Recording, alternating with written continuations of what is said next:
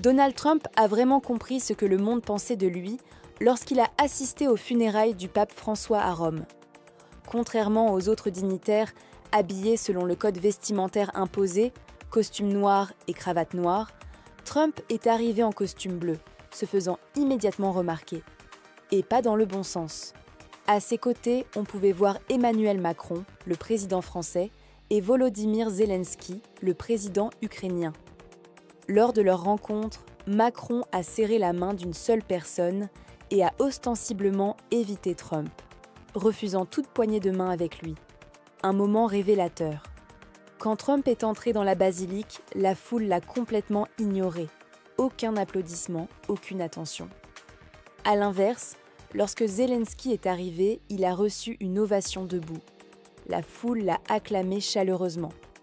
Anderson Cooper a commenté en direct ce contraste frappant.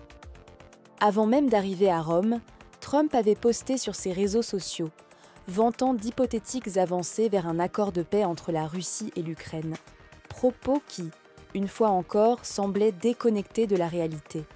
Plus tard, après les funérailles, il a posté un message remettant en cause les négociations, critiquant au passage la presse américaine, en particulier The New York Times, pour ses exigences ridicules, telles que la restitution de la Crimée à l'Ukraine, alors même que la Crimée a bel et bien été annexée illégalement par la Russie. Trump a aussi affirmé de façon confuse et contradictoire que la guerre aurait pu être évitée, tout en minimisant les attaques russes sur des civils ukrainiens. Cette posture de mettre sur un pied d'égalité agresseurs et victimes est profondément irresponsable. Pendant ce temps, les représentants américains sous Trump, comme Steve Witkoff, ont continué d'entretenir des relations amicales avec Poutine, même après des attaques russes contre des civils en Ukraine. Sur le plan économique, les résultats sont tout aussi désastreux. D'après Bloomberg et le Financial Times, l'économie américaine connaît sous Trump son pire départ par rapport aux autres économies mondiales depuis 30 ans. Les marchés s'effondrent, tout comme la confiance des consommateurs et les commandes industrielles. Apollo, une des plus grandes sociétés de capital investissement, décrit la situation comme un effondrement pur et simple.